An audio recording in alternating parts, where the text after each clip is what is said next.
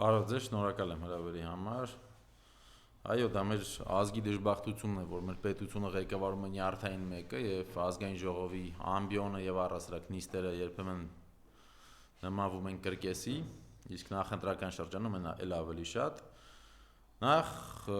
Նիկոլ Փաշինյանի սիրած թեզն է, որ ինքը ուզում է բոլոր այդ բացասական բաները գցի անցյալի ղեկավարության վրա եւ եւս մեկ իր գլխավոր թեզերից է, որպեսզի բոլոր նախկին ղեկավարներին նա սարքի մեկ անձ, սակայն ստույգ գիտենք, որ մինչև Նիկոլ Փաշինյանն ունեցել են 3 ղեկավար եւ իմ պատկերացմամբ ամեն մեկը ունեցել է իր ուժեղ եւ թույլ կողմերը եւ շատ սխալ է իրենց նույնականացնել։ Ինչ վերաբերվում է նրան, որ Նիկոլ Փաշինյանը խոսում է արդարադատությունից, դա ինձ համար ծիծաղելի է, որովհետև իմ պատկերացմամբ Հայաստանի Հանրապետության թե արդարադատությունը, թե քրեաիրավական համակարգը առասարակ երբեք նման բռնաբարված վիճակում չեն եղել։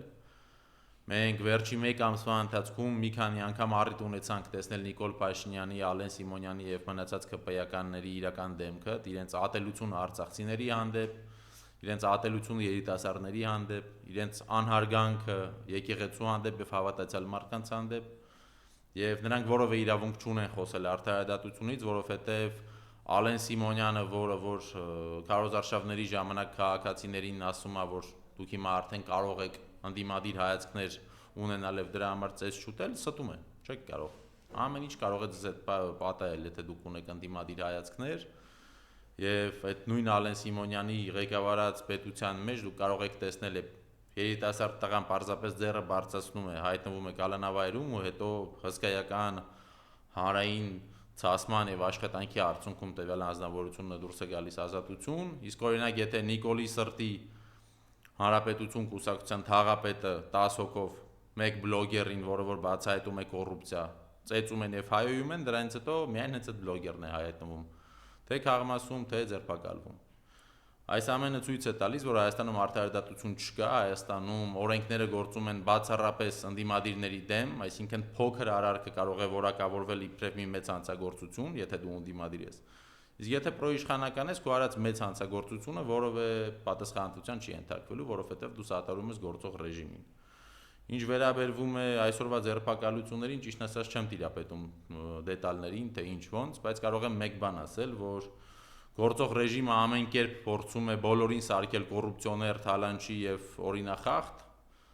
բայց իրականությունը այլ է, մենք պետք է հիշենք, որ տվյալ ռեժիմը օրինակ Երևանի ընտրությունների ժամանակ իրենք անընդհատ խոսում են, չէ՞, որ հիմա Հայաստան մտնում են հսկայական ապօրինի գումարներ, ապօրինի գործընթացները նախընտրական տեղի ունենում, պետք է հիշել այս մարդկանց Երևանի ընտրությունները։ Պետք է հիշել, որ հետքը արել էր հետազոտություն, որում որ պարզ էր դարձել, որ Մալաթիա, Բանգլադեշ տաղամասների բնակիչներ, ովքեր ֆինանսապես շատ անապահով վիճակում են, անհասկանալի կերպով միլիոնավոր դրամներ էին փոխանցել քաղաքացիական պայմանագրի նախընտրական բյուջեին Երևանի։ Ակնհայտ է, որ գործող ռեժիմի թալանած փողերն են, գործող ռեժիմի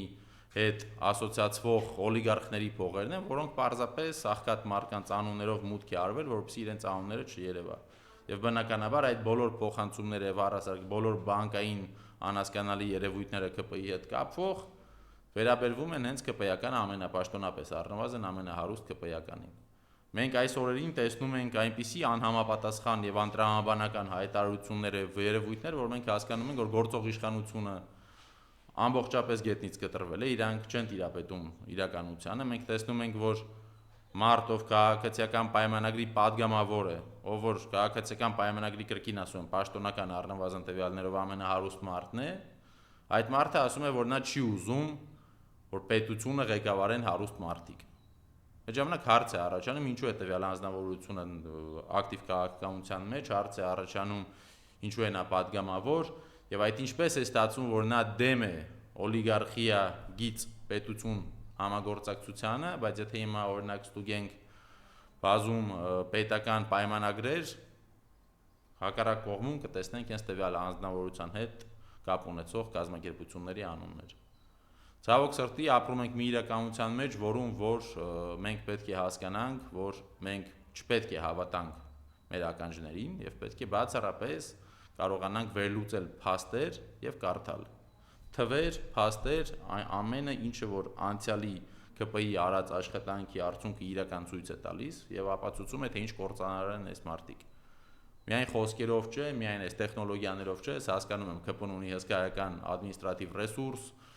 ֆինանսական որևէ խնդիր չունեն, աշխարհակահաղական բավականին մեծ, բայց ցավոք սրտի հակահայ կենտրոնների կողմից ստանում են մեծ աջակցություն, որի արդյունքում փորձում են մեր հանրությանը մանիպուլացնել, ցույց տալով, թե բա մենք ձեզ բերել ենք խաղաղություն։ Բայց անընդհատ եւ անընդհատ չպետք է մենք ալարենք եւ անընդհատ պետք է ասենք, որ խաղաղությունից խոսում է այն քաղաքական միավորը, որը փաստացի ամենամեծ ցավը եւ կորուստն է բերել այս ազգին։ Ես իմ ամբողջ գիտակից կյանքը եղել եմ ընդդիմադիր հայացքների տեր, բայց երբևիցե չեմ թույլ տվել ինձ մտածել, որ Կարային պետության ղեկավարությունը հակահայ լինի, այսինքն միշտ խնդիրներ եղել են, բայց այդ խնդիրների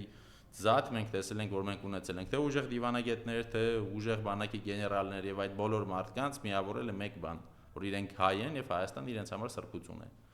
Այսօրվա ռեժիմը միայն այդ առումով է իրապես աննախադեպ, որ ես վստահ եմ, որ տվյալ ռեժիմը չի գործում, առնվազն վերևի մակարդակով չի գործում Հայաստանի շահերի համար, տվյալ քաղաքական միավորը ստանում է իր աշխատանքային թելադրանքը Անկարայից եւ Բաքվից եւ ամեն բան անում է, որպեսզի մեր այս սուրբ փոքր հողը դառնա աշխարհակահաղական կոնֆլիկտների թատերաբեմ, ինչի արդյունքում Նիկոլը կփրկվի իշխանությունը կորցնելուց հետո իրեն սպասվող դատաստանից, իսկ մենք կկորցնենք մեր պետականությունը եւ մեր ազգային արժեքները ժամանակի հետ կվերանան, եթե չունենանք պետություն։ Այսինքն այս խոչընդոտը պայմանավորված է նրանով, որ իրենք գիտեն, որ ինչ ծավալվիճակում է, սոցհարցումներն են, այսինքն ցույց է տալի իրական պատկերը իրենց ռեյտինգի եւ սրանով է պայմանավորված այս հոգի խանգարումները, հիստերիան, այս ռեպրեսիաները։ Այո, իհարկե, դա ակնհայտ է, որ Նիկոլը հասկանում է, որ քաղաքներում իր վիճակը լավ չէ, ակնհայտ է, որ նա հասկանում է, որ պետք է մաքսիմալ աշխատի այն զանգվածի, այն էլեկտորատի հետ, որը դեռ իր ոնց որ ազդեցության գոտում է, այդ զանգվածը գյուղերի մեր հայրենակիցներն են, այդ մարդկանց թե մեդիայի ասորտին ավելի փոքր է, թե առասարակ իրենք ավելի քիչ են խորանում եւ վերլուծում փաստերը եւ այն ամենը ինչը որ հմեկով իրենց տրամադրվում է, դա իրենք ընդունում են իբրև փաստ։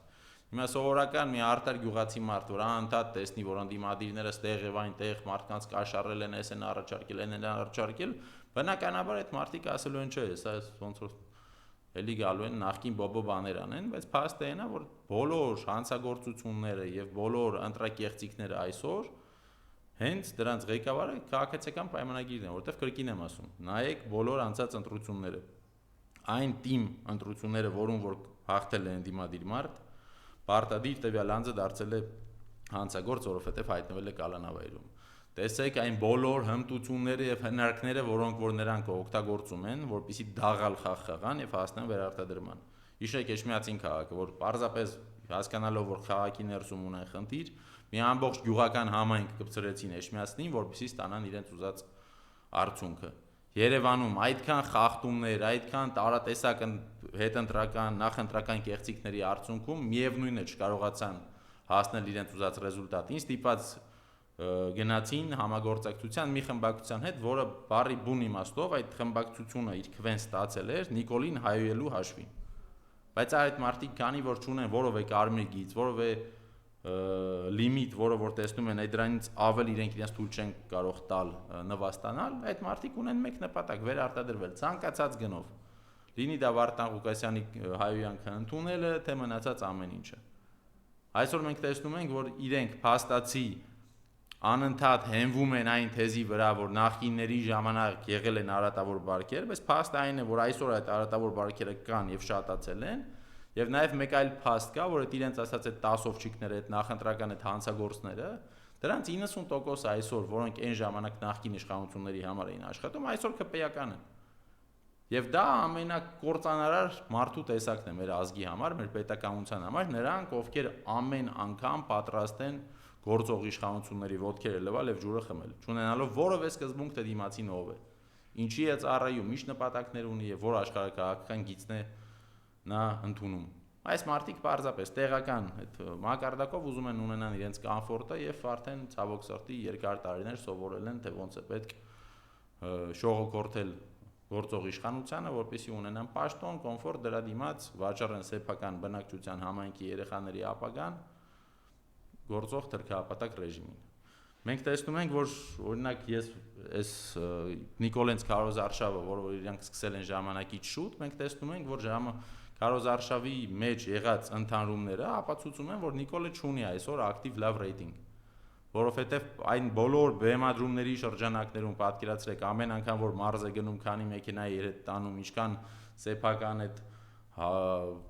ժողովրդին այդ իրենց կուսակցության անդամներին բերում իբրև ֆոն շարում են, թե բա տեսեք համայնքը մեզ հետ է։ Այդ ամենի մեջ միևնույն է այստեղ եւ այնտեղ անընդհատ տեսնում ենք արժանապատիվ քաղաքացիների, ովքեր գալիս են եւ արտահայտում են իրենց իրական կամքը Նիկոլ Փաշինյանի վերաբերյալ։ Ես համ կոչ եմ անում մեր քաղաքացիներին, որ զգուշ լինեն Նիկոլ Փաշինյանի մահաբեր շարժությունից, որովհետեւ կարող եք պարզապես հայտնվել իրենց կողքին եւ տուժել, բայց միաժամանակ նաեւ կոչ եմ անում, եթե դուք վստահ եք ձեր վրա, կարողանում եք պահպանել այդ դիստանցիան եւ սադրելու եք գործող վարչախմբին բացառապես օրենքի շրջանակներում, ապա ես շատ շնորհակալ կլինեմ եւ կողջունեմ բոլոր այն քաղաքացիներին, ովքեր այդ քարոզարշավների ժամանակ կրկին եմ ասում դիստանցիան պահպանած, որպեսզի ձեր կյանքին վտանգ չսպառնի։ Դիստանցիան պահպանած սադրեք տվյալ անձանց, որպեսզի իրենց դիմակները պատռվեն եւ իրենք ցույց տան, թե իրենք ինչքան հակահայ են, որ իրենք ցույց տան, թե իրենք ինչպես են կարող խոսել մոր եւ որդու հետ, որ իրենք ցույց տան, թե ինչքան թքած ունեն սեփական հայրենագիցների խնդիրների վրա։ Այդ բոլոր այդ սիրուն պատկերները, որ սարքում են ձեռներով սրտիկներ են ցույց տալի, ժողովուրդ սիրտը դա սեր է։ Սերը մարդ ստանում է առաջինը մորից։ Կարծում երկրորդ բանը, որ սկսում է սիրել, երբ որ մի քիչ արդեն մեծանում է, դա իր հարազատ բակն է, քաղաքն է եւ պետությունը։ Այս մարդիկ չեն կարող սիրո հետ կապ ունենալ, որովհետեւ իրենց գաղափարի գեներացիայի կորիզը ատելությունն է։ Իրանք չեկան իշխանության, որովհետեւ մենք իրենց սիրում էինք։ Իրանք եկան իշխանության, որովհետեւ կային բաներ, որոնց որ մենք բոլորս դեմ էինք եւ միամտաբար հավատում էինք, որ կփոխվի, բայց փաստացի կային ինչ-որ արատավոր բարքեր, բայց կար գործող պետություն եւ պետական համակարգ, սրանք եկան, որ այդ արատավոր բարքերը վերացնեն, փաստացի արատավոր բարքերը շատացրեցին, պետությունը գնաց կործանման։ Հունիսի 7-ը ես չեմ տեսնում իբրև ստանդարտ ինչ-որ կլասիկ ընտրություններ, ոչ, սա տեսակի կռիվ է, սա բարի բուն իմաստով մենք հիմա գնում ենք ընտրելու եւ որոշելու Հայաստանի Հանրապետությունը շարունակելու է ունենալ ազգային ժողով, թե արդեն ժամանակի հետ ունենալու ենք վիլայեթային ժողով, որովհետեւ եթե կրկին ունեցան ԿՊ-ական մեծամասնություն, ես ազնվորեն առնվազն այս պահին չեմ պատկերացնում այն գործիքակազմները եւ ճանապարհները, որոնցով որ մենք կարողանալու ենք զսպել տվյալ կորցանարար իշխանությանը մեր պետությունը տանելուց դեպի թրքացում, որովհետև եւս 5 տարի Նիկոլի ղեկավարած Հայաստանի Հանրապետությունը իմ պատկերացմամբ դա հնչում է իբրև սուիցիդ։ Այս ամենի ֆոնին նաեւ մենք տեսանք, որ վերջերս իշխան Սաղաթելյանը միասնական հանրահավաքի կոչ էր անում, արդյոք իրապես ժամանակն է, որտեղ տեսնում ենք, հա, իրենք այսօր առաջին օրը Նիկոլ Փաշինյանը ինչ էր գորգորում եւ այսօր դա արդեն իրականություն է անում, մարդկանց բերման ենթարկել քաշքշել, որովհետեւ այսպես Լևոն Փաշինյանը տեսնի, որ ամեն ինչը ունի իր հակազդեցությունը, խնդրեմ։ Այո, տեսեք, ես կարծում եմ, որ Նիկոլ Փաշինյանի թիմը իբրև իշխանություն ունի բավարար լծակներ բոլոր քաղաքական միավորներին առանձին ճնշելու։ Անկախ նրանից, որ մենք գնում ենք ընտրությունների առանձին բլոկերով, մենք պետք է հասկանանք, որ իբրև ընդդիմություն մեզ միևնույն է, միավորում է ցանկությունը ազատվել Նիկոլ Փաշինյանից։ Եվ հենց այդ մտքի շրջանակներում մենք պետք է հասկանանք, որ կան թեմաներ եւ կան երևույթներ, որոնց դեմ եւ որոնց համար մենք պետք է պայքարենք միասնական ճակատով։ Այսինքն, եթե մենք գնում ենք Նիկոլ Փաշինյանի թելադրած օրակարգով եւ ճանապարհով, ինչ է նա ուզում անի։ Նա ուզում է անընդհատ մարդկանց մեջ մտցնի այն թեզը, որ տեսեք, ձեզ ցույց են տալի իբրև թե 3-4 ճակատ, բայց նրանք բոլորը նույնն են, հետո միանալու են եւ գալու է թալանի ժամանակ այդ վախենալու բաներն է ցույց տալիս։ Մենք պետք է հասկանանք, որ սա Նիկոլի կեղծ օրակարգն է, որ մենք որևէ կերպով չպետք է գնանք այդ մանիպուլյացիային եւ սկսենք ասել չէ, գիտեք, մենք որևէ դեպքում ոչ ոքի հետ չի միավորվելու։ Ինձ համար զարմանալի կլինի մի կոնֆիգուրացիա, որում ընդդիմությունը կունենա հավաքական ամբողջական ընդդիմությունը միասին կունենա Նիկոլից ավել ձայն եւ դա հələ քննարկելու հարց կլինի, թե արդյոք կգնան թե չեն գնա։ Իմ պատկերացմամբ դա պատասխան չպահանջող հարց է, որովհետեւ պատասխանը ակնհայտ է։ Մենք բոլորս պայքարում ենք Նիկոլ Փաշինյանի դեմ եւ ցանկացած մարդ, ով որ չի ուզում, որ տեղի ունենա այդ կոնսոլիդացիան, որի արդյունքում կազատվենք Նիկոլից, այդ մարդը ինձ համար ունի ազնիվ եւ թափանցիկ նպատակներ քաղաքական իր կարիերայի մեջ։ Մենք պետք է հասկանանք, որ կա երկու թեմա եւ երկու հարց եւ խնդիր, որը միասնական ընդդիմությունը պետք է անընդհատ օգտագործի։ Առաջինը դա միանշանակ ռեպրեսիաներն են, քաղաքական հետապնդումներն են, որոնք տեղի են ունենում վերջի այս 1 կամ 2 տարվա ընթացքում առավել ակտիվ կերպով, եւ դրա մեջ պետք է նաեւ առանձնացնել ռեպրեսիաները հայ առաքելական Սուրբ եկեղեցու դեմ։ Ակնհայտ է, որ Նիկոլ Փաշինյանի տեխնոլոգները արդեն իրեն հուշել են, որ նա պարտվել է եկեղեցու այդ պայքարում։ Ցավոք սրտի չեմ կարող ասել, որ կա որևէ քաղաքական միավոր, որին հաջողվել է նման կերպ հանդարտեցնել եւ կարգի իրավիրել Նիկոլ Փաշինյանի թմին, ինչպես արեց մեր եկեղեցին։ Դրա համար մենք բոլորս, անկախ մեր քաղաքական պատկանելություններից, պետք է կանգնած լինենք եկեղեցու կողքին։ Եթե Նիկոլը լռել է այս գրոհի մասին, մենք պետք է անընդհատ իրեն հիշեցնենք, որ նա փորձեց եւ ձախողեց, եւ անպայման մենք միշտ պետք է մեր օրակարգում պահենք աղբանտարկյալների հարցը։ Մենք պետք է ամեն կերպ մեր ժողովրդին հասցնենք այն փաստը, որ այն բոլոր արդար հայ մարդիկ, ովքեր այս 7-8 տարիների ընթացքում, պայքարի ընթացքում իրենք կամ իրենց հարազատները հայտնվել են բանտում, դարձել են չարթարադատության զոհ, այդ մարդիկ այո,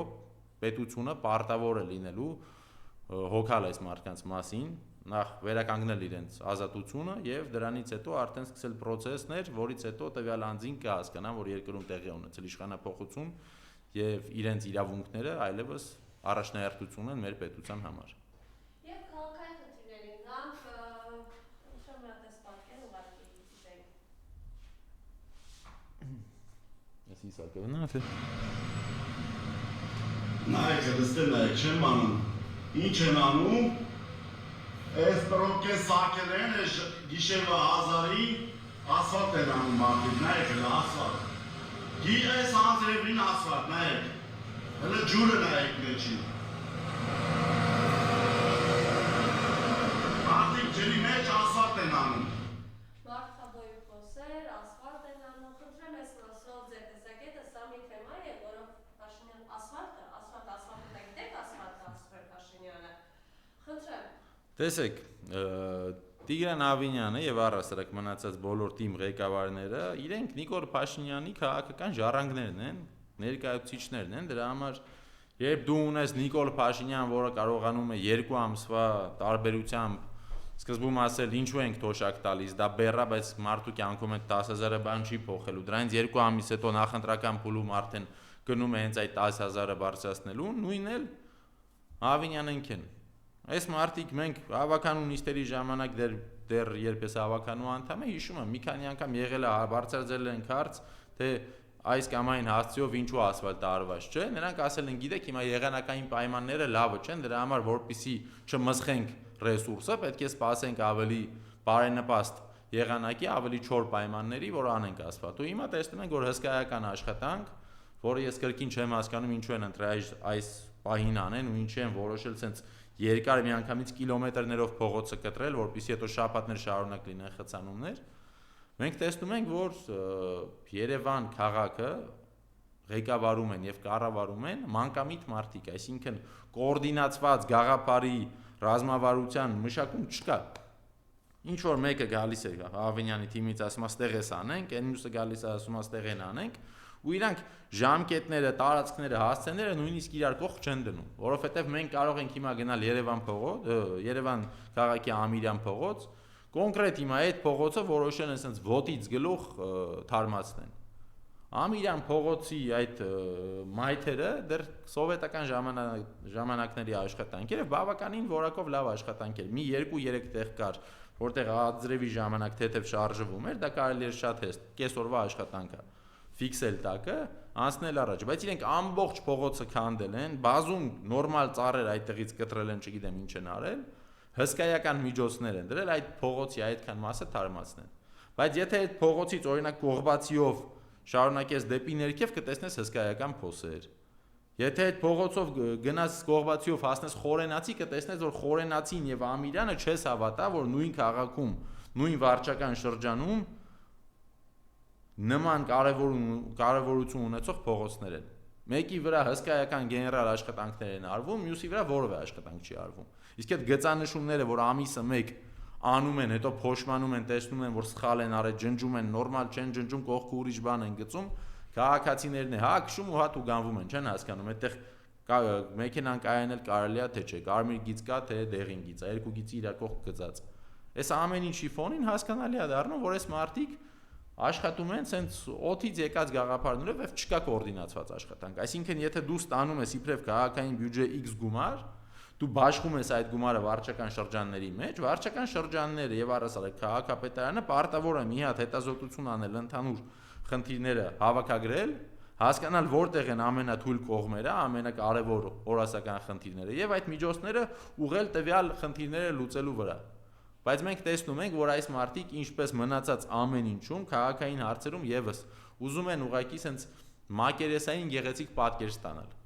Այսինքն իրենք ոչ թե ուզում են, որ հավասարաչափ ամբողջ քաղաքը լինի լավ վիճակում, այլ իրանք ուզում են մի հատ, չգիտեմ, գան նորմալ վիճակում գտնվող Ամիրյանը քանդեն, նորից սարքեն, Ավինյանն է գա այդ իր պուպուշ դեմքով մի հատ նորից այդտեղ վիդեո նկարի, որ նայեք, մենք ինչ լավ աշխատանք ենք անում, բայց ես հեսա կսկսեմ որոշ վիդեոներ նկարել Ամիրյան փողոցից ոչ հեռու տեղերում, ցույց կտամ, թե նայեք, ինչքան հսկայական գումար է ծախսվում մինչև այդ նորմալ վիճակում գտնվող փողոցի վրա, եւ այդ փողոցից ոչ հեռու տարածությունների վրա ինչ խայտարակ իրականություն ունենք մենք։ Մենք ունենք իրականություն, որում որ միակ պաշտպանված կողմը դա հարուստ կառուցապատողներն են։ Թե ինչու են իրանք այդքան պաշտպանված եւս կասկածի եւ ճաշակի հարց է։ Իմ պատկերացմամբ քաղաքային իշխանությունները կաշկանդված են իրենց որովե ռեալ նկատողություն անել կամ պատշաճ վարչարարություն անել, որովհետեւ պայմանավորվածություններ ունեն եւ այդ պայմանավորվածությունները ամեն դեպքում ինձ թվում է սեղանի տակ են եւ ֆինանսական են, որովհետեւ այլ պարագայում ես չեմ հասկանում ինչքան է կարելի ավականու նիստերին հետո այդ գործակարգավարական խորհրդատվություններին անդադ լուրջ դեմքով ասել, որ կառուցապատողները պետք է ցանցապատեն, թե չէ այսուհետ որովե արտոնություն չեն ստանա, նախ հարցը առաջանում, ինչու դու պետք է տեսնես այդ պատճառահետևանքային կապը, որ եթե նա խախտումներ անում է, ուրեմն պետք է արտոնություն չստանա։ Եթե նա խախտումներ անում է, դու պետք է իրան այնքան տուգանես, որ ինքը էլ կյանքում կամ խախտում չանի, կամ այդ բիզնեսից դուրս գա։ Իսկ դու ինչ-որ sense անողնաշար կիսատ պրատ անատամ բան ես վախացնում, որը փաստոցի ինչ, եթե այսինքն եթե իրան կարող են այս ամբողջ ընթացքը խախտել, մյուս տարի պարզապես արտոնություն չեն ստանա, այս նույն վիճակով կաշխատեն, էլ իրանց ինչին է պետք արտոնություն։ Եթե դու չես կարողանում քո կառուցապատողին կարգի իրավիլես, ասես եղբայր քո արած աշխատանքը, եթե դու վատ ես անում, տուժում են բոլորիս երեխաները, տուժում է մի ամբողջ քաղաք եւ բնակչություն։ Շահում ես դու եւ քեզանից կաշառք վերցրած պաշտոնյան։ Սա ակնհայտ կոռուպցիայի դրսևորում է, ակնհայտ անտերության դրսևորում է։ Երևան քաղաքը գտնվում է շատ վատ վիճակում, Երևան վիճակի կառավարումը ամբողջապես տապալված է եւ Տիգրան Ավինյանը լինելով այդ բոլոր ոչ կոմպետենտ մարդկանց նշանակողը, դրանց կեսը կամ կոմպետենտ չեն, մյուս կեսն է կոռուպցիոներ են, ուրիշ տրամաբանություն չունեն։ Նույնք այդ մարդկանց հետո նիստերին շարում այդ կամերաների տակ հաթաթայի անում, բայց ինչ վիճակ, այս վերջերս էլ հիմա տրանսպորտի թեմային է, չէ՞ կպել, որ վարորդներ Այո, գաք նաև այդ թեմային, որովհետև իրականում հանրային տրանսպորտում բավականին լարված վիճակ է, մարդիկ աշխատանքից ուշանում են, այդ ամենը հանգեցնում է փոխադարձ վիրավորանքի, լարվածության, վարորդները իրենց գործը թողած, որ պետք է մարդկանց անվտանգ հասցնեն իրենց աշխատավայրերը կամ տները, բարեբուն իմաստով տեսուչի դեր են տանում։ Այո։ Այս խայտարակ վիճակն է, ես խնդրեմ այս մասով ձեր տեսեք այդ արտահայտեք, ու այն իրականության մեջ, որ առավոտյան ժամերի, երեկոյան ժամերի, որ բոլորը աշխատանքից դասից տուն են գնում, ուղղակի ավտոբուսներից կախվում են ու ստիպված մարդիկ 30-40 րոպե անցկացնում են կանգառներում։ Գիտեք, ես երբ որ տեսա, որ Տիգրան Ավինյանը ոնց է կարողանում իր մեջ գտնել Նիկոլ Փաշինյանին, հիացա Տիգրան Ավինյանին Նիկոլ լինելուց, թե ինչքան մարդ կարող է կրկնօրինակել իր ղեկավարին։ Այսինքն մենք տեսնում ենք, որ Տիգրան Ավինյանը, որը որ բազում գծերով հիմա եթե սկսեմ այս 3 տարվա մեջ իր բոլոր ձախողումները թելադրել, երևի այս հաղորդումը 2 ժամ կտևի։ Տիգրան Ավինյանը, որը այսքան բան ձախողել է, հիմա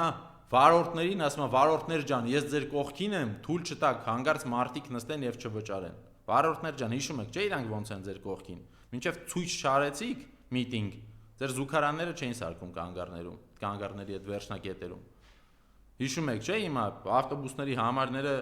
չեմ հիշում, բայց եթե մարդ լինի, որ պետք լինի, այն ժամանակվանից գրած ունեն, որ տարբեր տեղերում վաղորդենին կանչում էին, վախացնում էին, ծեծում էին։